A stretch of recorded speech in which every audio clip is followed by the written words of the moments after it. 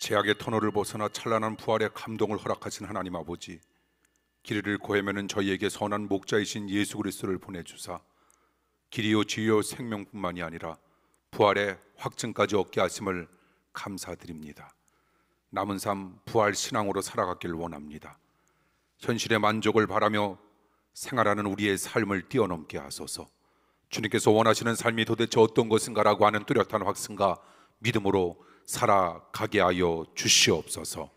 주일 밤 예배를 허락하셔서 싸움에 하나님 이 예배를 통하여 주님 앞에 영광 드리길 원하며 은혜 듬뿍 받길 원합니다. 성령님 이 시간도 우리와 함께하여 주시옵소서. 예수님 이름으로 간절히 기도하옵나이다. 아멘. 하나님의 말씀 옵니다. 하나님의 말씀은 신약성서 에베소서 5장입니다. 5장 7절에서 14절. 오늘 본문에 있는 말씀으로 교독을 읽도록 합니다. 7절 제가 먼저 읽겠습니다. 그러므로 저희와 함께 참회하는 자 되지 말라. 너희가 전에는 어두움이더니 이제는 주 안에서 빛이나 빛의 자녀들처럼 행하라. 빛의 열매는 모든 착함과 의로움과 진실함에 있느니라. 주께 기쁘시게 할 것이 무엇인가 시험하여 보라. 너희는 열매 없는 어두움의 일에 참회하지 말고 도리어 책망하라. 저희의 은밀히 행하는 것들은 말하기도 부끄러움이라. 그러나 책망을 받는 모든 것이 빛으로 나타나나니 나타나지는 것마다 빛이니라. 그러므로 이르시기를 잠자는 자여 깨어서 죽은 자들 가운데서 일어나라.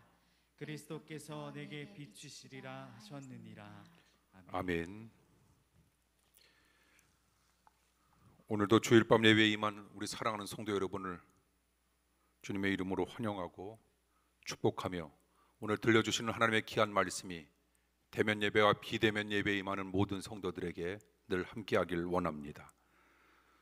저는 오늘 본문을 바탕으로 빛의 몇 가지 열매에 관한 말씀을 사랑하는 성도님들과 함께 더불어 나누고자 합니다. 신앙생활을 함에 있어서 항상 받은 은혜에 보답하려는 마음, 이런 멋진 마음으로 살아가는 아름다운 사람들이 있습니다. 너무나도 훌륭한 생각을 가진 사람들이라 우리는 이렇게 말할 수 있는데, 이처럼 하나님의 은혜를 받은 사람은 하나님을 위해 헌신해야 합니다. 문제는 하나님이 무엇을 원하시는 건가를 잘 모른다라고 하는 건데, 하나님께서 원하지 않는 일을 하면서 죽도록 충성한다, 이렇게 생각하면 참 곤란할 겁니다. 갈라디아서 5장 22절에서 23절 말씀에는 성령의 9가지 열매를 우리에게 소개합니다. 성령의 열매는 사랑과 희락과 화평과 오래 참음과 자비와 양성과 충성과 온유와 절제, 이 같은 것을 금지할 법이 없다라고 하는 하나님의 말씀이 있습니다. 이 구절에서 이 같은 것을 금지할 법이 없다라고 하는 말씀은 이처럼 중요한 것은 없다라고 하는 겁니다. 나무는 나무를 바라다 보면서 나무를 평가할 수 없고, 나무의 열매를 바라다 보면서 나무를 평가할 수 있는 것처럼 사람도 겉을 보고 사람을 평가할 수는 없습니다. 사람도 맺은 열매를 보고 사람을 평가할 수 있다라고 이야기하는데, 오늘 들려주시고자 하는 하나님의 귀한 말씀처럼 빛의 몇 가지 열매가 우리 모두에게 임하고 나타나길 원합니다. 그리고 더 나아가 성령의 열매 맺길 원합니다. 우리에게서 사랑과 희락과 화평과 오래 참음과 자비와 양성과 충성과 온유와 절제라고 하는 멋진 열매를 바탕으로 우리는 우리에게 주어지는 삶을 믿음과 은혜와 열매 맺는 신앙으로 반드시 살아가야 한다는 겁니다. 이처럼 성도의 삶에 있어서 열매의 중요성을 강조한 말씀인데, 열매라고 하는 것, 우리는 반드시 맺어야 한다라고 하는 것, 하나님의 말씀을 듣고 깨닫는 자에게 허락해 주시는 주님의 놀라운 약속의 말씀이었음을 우리는 늘 기억해야 합니다. 오늘 보면 8절에서 사도 바울은 에베소 교인들에게 빛의 자녀들처럼 행하라 권면하면서 9절에서 빛의 열매 몇 가지를 언급합니다. 10절 말씀해 보니 주께 기쁘시게 할 것이 무엇인가 시험하여 보라, 이렇게 말씀한 것은 그 빛의 3가지 열매가 주님께서 가장 기뻐하시는 것이다 라고 하는 것을 우리들에게 은연중에 암시하고 있는 겁니다. 그러므로 우리는 빛의 열매를 오늘 분명 맺어야 할 텐데, 본문 11절에서 열매 없는 어둠의 일에 절대로 참여하지 말라, 이렇게 말씀하고 있습니다. 그렇다면 사도 바울 선생님께서 강조하신 오늘 본문 9절에서 빛의 몇 가지 열매, 세 가지 열매는 도대체 어떤 열매인가? 오늘 이 시간 간단하게 살피고자 합니다. 첫째, 착함입니다. 요즘에는 착하다고 하는 단어가 마치 바보 같다라고 하는 의미와 단어와 비슷하게 사용되는 경우가 얼마나 많은지 모릅니다. 참으로 안타까운 일인데, 어느 날 4살짜리 꼬마가 자동 장난감 차를 타면서 재밌게 놀고 있었습니다. 바로 그때 한 욕심장의 아이가 막무가내로 자기가 장난감 차를 타게 해달라 떼를 쓰는 겁니다. 그렇게 심하게 떼를 쓰는에도 불구하고 욕심장의 엄마는 자기 아이를 야단치지 않았습니다. 바로 그때 4살짜리 꼬마가 차에서 일어나 떼를 쓰는 아이에게 차를 양보합니다. 얼마나 대견스러운 모습인지, 그런 모습을 보면서 크게 칭찬해 주어야 하고 격려해 주어야 함에도 불구하고 이 부모님은 이렇게 이야기합니다. 이 바보 같은 녀석, 너는 왜 맨날 바보처럼 뺏기느냐고. 그것은 결코 바보짓이 아님에도 불구하고 다 그런 건 아니지만 우리들의 삶 속에서 그렇게 생각할 때가 있습니다. 하나님은 양보하는 착한 자녀를 원하십니다. 바로 그 착한 행동을 바보 같은 행동으로 보아서도 안 된다라고 하는 것, 주님께서 우리에게 도대체 원하시는 바가 무엇인가라고 하는 사실을 우리는 늘상 깨달으며 살아가야 할 필요성이 분명히 있다는 겁니다. 어느 장로님 아들이 일본 수학 여행을 가게 되었습니다. 장로님이 따로 비상금을 주면서 신신당부합니다. 이 돈은 비상금이니 네가 보통 때 막 쓰지 말고 정말 필요할 때 꼭 쓰라고. 나중에 여행에서 돌아온 그 아들이 비상금을 다 썼다 아버지에게 말합니다. 무슨 급한 일이 있었느냐고 장로님이 물어보니 친구들하고 식당에 갔는데 지갑을 가져온 친구가 하나도 없어서 자기가 다 비상금을 털어서 썼다고 이야기합니다. 그 이야기를 하면서 이 아이가 장로님에게 자랑스럽게 말합니다. 아버지 잘했지요. 그때 장로님이 말합니다. 너 그래가지고 이 험한 세상을 어떻게 살아갈 수 있겠느냐고. 그런데 어느 날 장로님이 성경을 읽다가 마태복음 5장 42절 말씀이 눈에 들어옵니다. 네게 구하는 자에게 주며 네게 꾸고자 하는 자에게 거절하지 말라. 그 말씀을 보고 자신보다 아들이 더 성경적으로 산다라고 하는 사실을 깨닫게 되었습니다. 성경은 우리에게 착하게 살 것을 요구합니다. 특히 착하게 산다라고 하는 건 어떤 경우에도 우리가 편견을 갖지 말자라고 하는 그런 넓은 뜻도 포함하고 있다는 겁니다. 이 사람은 사랑할 만한 사람이고 저 사람은 사랑할 필요가 없는 사람이다. 이 사람은 아무리 베풀어도 아깝지 않은 사람이고 저 사람은 먹다 남은 빵 조각도 아까운 사람이다. 그런 편견을 갖지 아니하며 다 같이 똑같이 대하는 삶, 이런 삶을 가리켜 우리는 착한 선한 삶이라 이야기할 수 있는 겁니다. 요나 선지자, 하나님이 요나에게 말씀합니다. 요나야, 이제 니느웨를 심판하려고 하는데 그 전에 네가 니느웨에 가서 회개를 선포하라. 요나는 가기 싫었습니다. 니느웨는 이스라엘과 원수지간이었기 때문입니다. 그렇지 않아도 망하기를 기다리고 있는데 어떻게 그곳에 가서 회개를 선포할 수 있을까, 이런 생각을 했을는지도 모릅니다. 그래서 니느웨와 정반대 방향인 다시스로 가는 배를 탑니다. 하나님께서 그것을 그냥 두고 보셨을까? 그 배의 풍랑을 만나게 하셨고 요나를 물고기 밥이 되게 하셨다가 다시 요나를 니느웨로 보내십니다. 요나는 하는 수 없이 니느웨로 가서 하나님의 심판을 선포하며 회개를 촉구합니다. 그런데 이게 웬일입니까? 정말 왕을 비롯해서 니느웨에 온 백성들이 회개하는 일이 벌어졌고 하나님은 그 회개를 받으셨고 니느웨를 용서하셨습니다. 그 모습이 싫어 요나는 다시 한번 심술을 부립니다. 하나님, 차라리 날 죽여달라고. 얼마나 착함이 없는 마음입니까?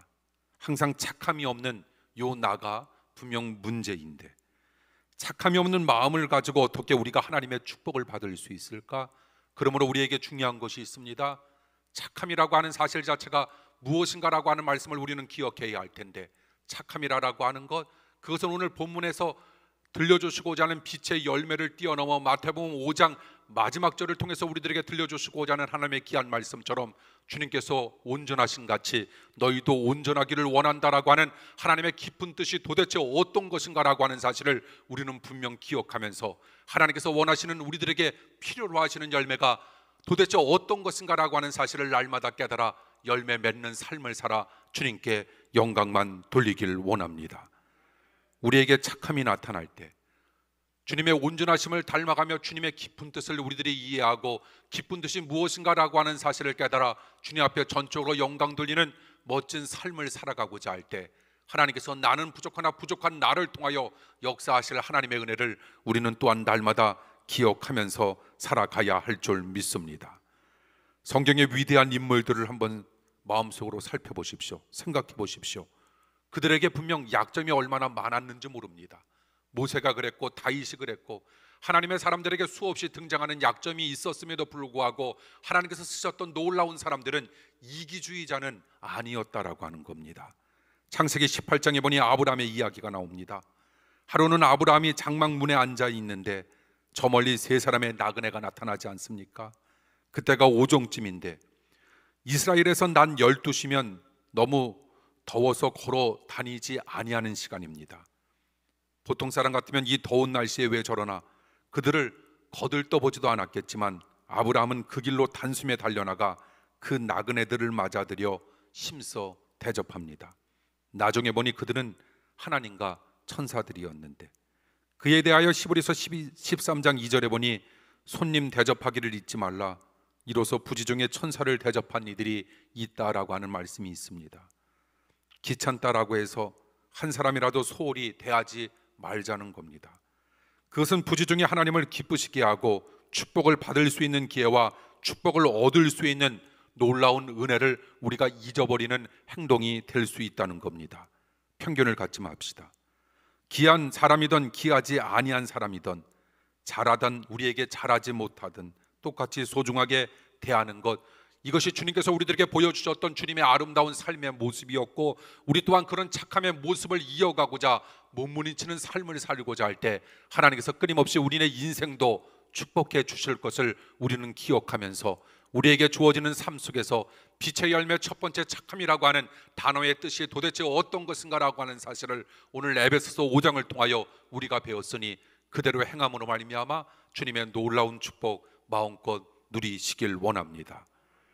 사랑할 만한 사람을 사랑한다라고 하는 건 누구나 할 수 있을 겁니다. 주님께서 이렇게 말씀합니다. 너희 원수를 사랑하며 너희를 핍박하는 자를 위하여 끊임없이 기도하라고. 그 이유가 무엇일까? 하나님께서도 해를 악인과 선인에게 똑같이 비치게 하시며 비를 의로운 자와 의롭지 않은 자에게 똑같이 내려주시기 때문이라 이렇게 말씀하고 있지 않습니까? 그처럼 편견 없이 사람을 사랑한다라고 하는 것 정말 힘든 일이지만 그럼에도 불구하고 우리는 그 사랑을 훈련하면서 살아가야 할 겁니다. 우리가 날마다 하나님 앞에 드려지는 이런 거룩한 주일 예배를 통하여 이 예배가 바로 우리의 인생 가운데 우리의 삶의 모습을 아름답게 훈련시킬 수 있는 아름다운 훈련의 장으로 여기는 겁니다. 그리고 주님 앞에 더더욱 뜻깊게 우리는 믿음과 은혜로 나아가는 겁니다. 나는 부족하나 부족한 나를 선포하며 하나님의 은혜 가운데 살아가기를 원하는 하나님의 놀라운 사람들을 하나님께서 반드시 믿음과 은혜로 붙들어 주실 줄 믿습니다. 그러므로 우리는 사람을 바라다볼 때 사람의 시각으로 우리는 사람을 바라다보는 것이 아니라 우리는 사람을 바라다볼 때 사람의 시각이 아닌 하나님의 시각으로 우리는 사람들을 날마다 바라다볼 수 있는 영적 눈이 활짝 열려야 할 줄 믿습니다. 하나님께서 많이 사랑할지도 모르는 사람을 내가 판단하고 미워한다면 그것은 안 될 겁니다. 하나님께서 누구보다 귀하게 여기는 사람들을 내가 너무나도 무시하며 살아간다면 그것 또한 말이 안 될 겁니다. 성도는 하나님처럼 모든 사람을 다 똑같이 귀히 여기는 착한 마음이 있어야 할 것을 성경은 끊임없이 우리에게 일러주니 주님 닮아가는 삶이 되길 원합니다. 주님 다시 살아나셨니 주님을 닮아간다라고 하는 건 나는 다시 태어나는 겁니다. 주님의 놀라운 뜻이 무엇인가를 나는 날마다 기억하는 겁니다. 그리고 오늘 낮의 설교처럼 주님께서 부활 신앙 가지고 부활의 증인 되길 원하셨으니 나 또한 그런 멋진 삶을 살아가는 예수 그리스도를 닮은 참된 크리스찬이 되길 간절히 축원합니다.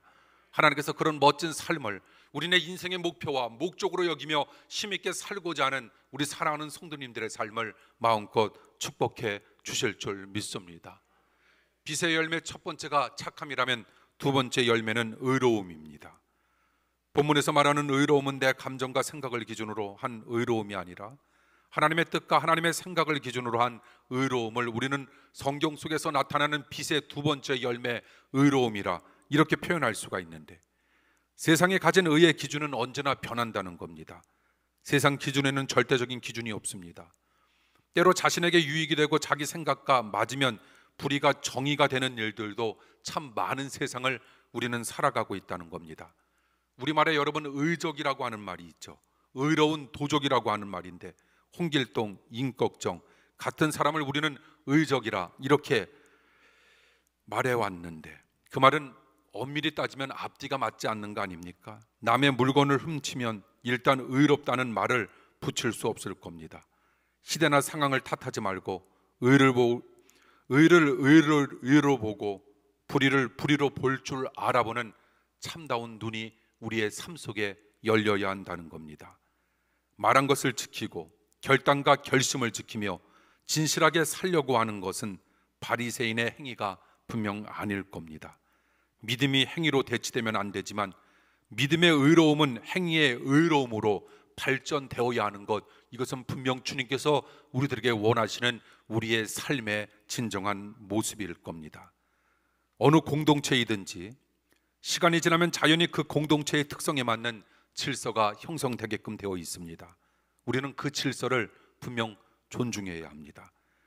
유능한 만큼 중요한 것이 질서를 존중하는 태도인데, 성도는 죄에서 해방되어 자유자가 되었지만 최선을 다해 신호등도 지키려고 해야 할 겁니다. 그것이 진짜 주님께서 원하시는 또한 삶의 질서이고 삶의 자유일 겁니다. 항상 내 생각과 기분과 처지를 모든 판단 기준으로 삼지 말고 오직 하나님의 뜻을 판단 기준으로 삼고 우리는 살아야 합니다. 내 뜻을 이루어달라, 우리는 하나님 앞에 간절한 마음으로 간구하고 기도하는 것을 뛰어넘어 하나님의 뜻이 이 땅에 실현되기를 원하는 주기도문, 주님께서 원하시는, 주님께서 우리들에게 일러주시고 가르쳐주신 기도대로 우리는 우리에게 주어지는 인생을 이끌어 가야 할 줄 믿습니다. 하나님의 뜻대로 살면 손해보는 일인 것 같아도 그 일이 의로운 일이 될 수 있다라고 하는 사실을 우리는 기억해야 합니다. 주님께서 우리들에게 제시하신 그 길이 좁은 길이라 할지라도 그 길 뒤에 숨겨진 건 생명이었음을 주님께서 제시하셨다면 우리는 그런 사실을 인지하고 인식하면서 믿음으로 반드시 은혜 가운데 살아가야 한다는 겁니다. 내가 손해보고 소외된다라고 해서 그 일을 나쁘다고 하면 절대로 안 됩니다. 하나님의 뜻에 따라야 합니다. 그래서 우리는 성경을 많이 봐야 하고 성경을 많이 알아야 하고, 더 중요한 건 성경 말씀대로 깨달아야 하며 성경 말씀을 지키고 성경대로 우리는 우리에게 주어지는 삶을 은혜 가운데 살아가야 한다는 겁니다. 어느 날 하나님께서 사울 왕에게 아말렉을 정복하고 사람과 짐승을 모두 진멸하라 이렇게 말씀하셨습니다. 모두 진멸하라. 그 명령 때문에 하나님의 사랑을 의심하지 말고 영적인 교훈으로 받아들여야 하는데, 그러나 사울은 어떻게 합니까? 승리하는 왕 아각을 포로로 잡고 소와 양도 전리품으로 끌고 왔다는 겁니다. 사울의 생각에는 하나님의 명령과 하나님의 말씀을 비합리적으로 보았고 그 명령이 낭비처럼 생각되어졌기 때문입니다. 결국 그 일로 사울은 하나님께 버림을 받았습니다. 하나님께서는 우리들에게 말씀하시는데, 하나님께서는 우리에게 명령하시는데 우리는 하나님의 명령 앞에 많은 순종도 대단하다라고 생각하는지 모르지만 주님께서는 우리들에게 많은 순종을 뛰어넘어 우리들에게 원하시는 것이 있는데, 어떤 순종을 원하실까? 모든 축복을 원하시고 있다라고 하는 겁니다. 하나님께서 우리들에게 보여주셨던 기적은 모든 기적, 모든 기적을 바탕으로 하나님께서 우리들에게 원하시는 말씀은 모든 믿음, 모든 믿음을 바탕으로 우리들이 간직해야 할 소중한 마음은 모든 순종. 이처럼 모든 순종을 이루고자 애쓰고 힘쓰는 사람들에게 주님께서 베풀어 주시는 축복은 많은 축복을 뛰어넘어 모든 축복. 여러분 성경을 한번 잘 읽어보십시오. 구약과 신약 66권 1189장을 통하여 주님께서 우리들에게 주시고자 하는 소중한 말씀과 의미는 모든 기적과 모든 의미와 모든 순종과 모든 축복으로 이루어지고 있다라고 하는 사실을 우리 모두 늘상 기억하면서, 예해야 할 것은 예입니다. 아니오할 것은 아니옵니다. 이 말씀이 무엇입니까? 하나님의 말씀에 우리는 모든 순종으로 일관해야 된다라고 하는 사실, 여기서 벗어나는 것은 악이었다라고 하는 하나님의 말씀을 기억하면서 하나님께서 우리들에게 어떤 사람을 의로운 사람으로 여기실까라고 하는 사실을 끊임없이 고민하고 생각하면서 하나님의 뜻에 맞는 멋진 삶을 살아가시길 원합니다. 그런 사람들에게 축복해 주실 하나님의 놀라운 은총과 은혜와 축복의 역사가 도대체 어떤 것인가라고 하는 사실을 우리는 끊임없이 기억하면서 살아가야 하리라 믿습니다. 그러므로 자신의 의로움을 기준으로 삼지 마십시오. 그리고 자신의 의로움을 기준으로 삼고 내세우는 의로움은 전적으로 우리가 멀리해야 한다는 겁니다. 그렇지만 하나님의 의를 기준으로 삼고 내세우는 의로움이라고 하는 건 꼭 무슨 일이 있어도 추구해야 한다는 겁니다. 그런 의로움이 있을 때 그에게서 주님의 빛이 나오게 된다라고 하는 사실을 여러분 기억하십시오. 바리새인들보다 의롭지 못하면 결단코 천국에 들어갈 수 없다라고 하는 하나님의 말씀은 우리에게 무엇을 이야기하는 것인가? 여러분, 사두개인과 바리새인, 이런 사람들의 공통적인 특징이 있는데 그것이 무엇인지 아시죠? 그들이 오늘날로 이야기하자면 철저하게 그리고 온전히 주일 성수와 11조를 했음에도 불구하고 그들이 천국에 들어갈 수 없었던 이유가 무엇인지 아시죠? 그들은 주님을 주님으로 알아다 보지 못했다라고 하는 겁니다. 주님을 주님으로 알아다 보지 못했다라고 하는 건 그들에게 믿음이 없었다라고 하는 사실입니다. 끊임없이 주님께서 우리들에게 자연은총과 그리고 일반은총과 특별한 계시와 은총을 바탕으로 모든 기적을 베풀어 주심에도 불구하고, 그리고 말씀을 통하여 주님께서 끊임없이 자기 자신을 일러 주셨음에도 불구하고 주님이 주님됨을 알지 못했을 경우 주님께서는 그 사람을 가리켜 의롭지 못하다 이야기하고 있으니 우리 주님을 주님으로 알아보길 간절히 축원합니다. 이것이 주님의 말씀이다 여겨졌을 때 우리 그 명령 앞에 무조건적으로 순종하는 놀라운 은혜와 축복이 우리 재단에 나타나길 간절히 축원합니다. 그리고 우리는 그 믿음과 그 은혜로만 살아나가는 겁니다. 하나님께서 반드시 축복하시고 놀라운 능력 가운데 우리네 삶을 멋지게 인도해 주시리라 믿습니다. 이처럼 그런 의로움이 우리에게 있을 때 우리에게서 주님의 빛이 드디어 나오게 된다라고 하는 사실을 우리는 또한 끊임없이 기억하면서 살아가야 하리라 믿습니다. 여러분, 우리는 오늘 빛의 열매를 살펴보고 있는데 첫 번째 열매가 어떤 열매였죠? 착함. 두 번째는 의로움. 이렇게 한 번에 맞히십니까? 마지막 진실함. 진실하다라고 하는 건 겉과 속이 같다라고 하는 겁니다. 넓은 의미 속에서 살펴보자면 진실하다라고 하는 건 정직하다라고 하는 것과도 같은 뜻입니다. 겉과 속이 같다, 이런 의미를 지니고 있는데, 생각과 행동이 같고 말과 행동이 같은 것, 우리는 그것을 가리켜 저 사람 정직해, 저 사람 진실해, 진실한 빛의 열매를 맺은 사람이야, 이렇게 평가한다는 겁니다. 진실하면 평안과 행복이 있지만 진실하지 아니하면 번민과 불안이 끊임없이 우리에게 찾아온다는 겁니다.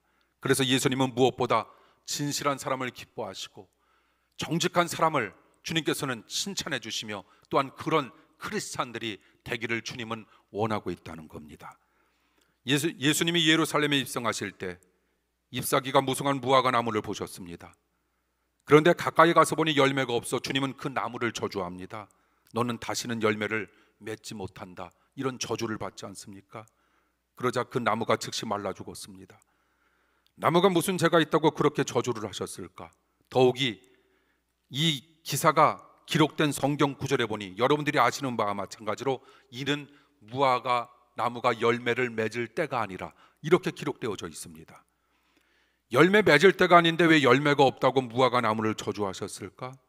무화과는 하나의 특징이 있습니다. 그것은 잎사귀가 돋기 시작할 때 반드시 열매가 맺힌다는 그런 특징이 있는데, 그러니 잎사귀가 무성한 나무에는 반드시 그 무화과 나무의 특징대로 하자면 열매가 달려 있어야 합니다. 그런데 이 나무는 때도 아닌데 잎사귀를 내었고 그러면서도 열매는 없었던 겁니다. 그래서 사람들에게 공연히 기대를 가지게 했다가 실망을 안겨주었습니다. 이 열매 없는 무화과 나무는 무엇을 의미합니까? 열매는 바로 우리들에게 초반에 제가 설교했듯이 열매 없는 신앙인을 가리키고 있는 겁니다. 차라리 잎사귀가 없고 껍데기가 화려하지 아니했더라면, 기대하지도 않았을 터인데 기대를 가지게 만들었다가 실망하게 만든 것이 결국 진실함이 없다라고 하는 뜻으로 우리는 해석할 수 있을 겁니다. 말이 있으면 행동이 있어야 하고 생각이 있으면 그에 따른 열매도 반드시 있어야 한다라고 하는 것을 우리에게 일러주는 하나님의 메시지. 성도는 빛의 자녀, 그리고 빛의 열매가 우리에게는 반드시 있어야 한다는 것, 그 열매, 착함과 의로움과 진실함, 믿음으로 구원받은 성도이지만 세 가지 열매가 있어 성도다운 모습이 나타나길 우리는 힘써야 할 겁니다. 모든 사람들을 똑같이 사랑으로 대해주는 착함, 하나님의 뜻에 기초한 의로움, 겉과 속이 같은 진실함을 갖추어 우리는 주님께 영광, 그리고 우리는 무슨 일을 하든지 주님을 기쁘시게 하는 겁니다. 그리고 교회에는 덕을 끼칠 수 있는 여러분들의 멋진 삶, 그래서 사도 바울 선생님께서 우리들에게 들려주셨던 것처럼 우리는 덕을 세우는 건덕의 삶을 살아야 할 것을 우리에게 일러주고 있지 않습니까? 사랑하는 성도 여러분, 성령의 9가지 열매에 착함과 의로움과 진실함이 더해짐으로 말미암아 주님께 날마다 영광 돌리고, 그리고 교회에 덕을 끼칠 때 하나님께서 여러분들의 자녀와 가정은 반드시 지키시고 인도해 주시리라 믿습니다. 아멘. 기도합니다. 열매로 그 사람을 안다 들려주셨던 하나님의 귀한 말씀처럼 하나님의 말씀을 듣고 깨달아 30배, 60배, 100배의 열매가 우리에게 맺히게 하여 주시옵소서. 너는 내 안에, 나는 내 안에, 가지는 나무에 나무는 가지 안에 있을 때 열매가 맺힐 수 있음을 우리에게 일러주셨으니 날마다 주님 안에 거하는 삶이 되게 하여 주시옵소서. 말씀대로 살아가기를 힘쓰며 말씀을 지키고 말씀을 깨달아 주님 앞에 영광 누리기를 원하는 하나님의 고귀한 사람들에게 이 시간도 주님께서 넘치도록 축복하여 주실 줄 믿습니다. 하나님, 대면 예배와 비대면 예배를 통하여 주님 앞에 영광 돌리기를 원하는 주일 저녁 예배에 참여한 사랑하는 모든 성도들에게 은혜를 베풀어 주시옵소서. 예수님 이름으로 간절히 기도하옵나이다. 아멘. 교회 소식 말씀드립니다. 우리 저녁 예배에 참여하신 또 가정에서 우리 주변에 계신 분들과 함께 더불어 인사 나누죠. 반갑습니다. 환영합니다.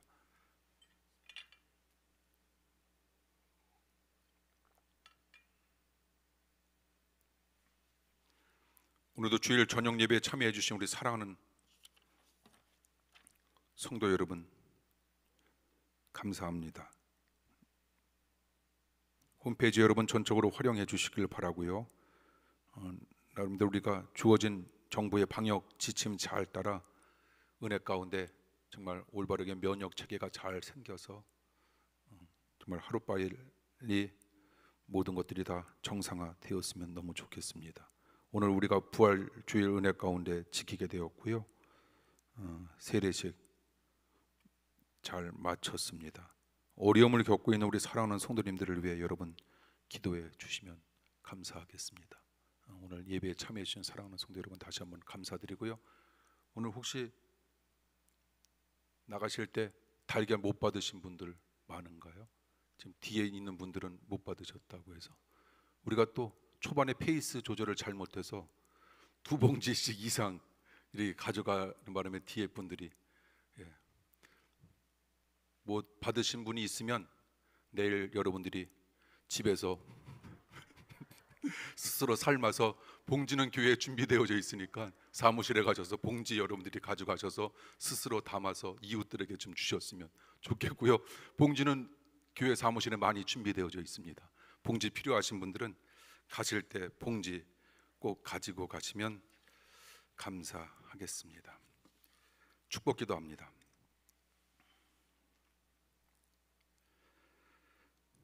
지금은 하나님 사랑과 예수님 은혜와 성령님 감동하심이 주일 밤 예배를 통하여 빛의 열매를 맺으며 주님의 말씀을 듣고 깨달아 30배, 60배, 100배의 열매 맺기를 원하는 사랑하는 모든 성도들과 영원히 함께하여 주옵시길 간절히 축원하옵나이다.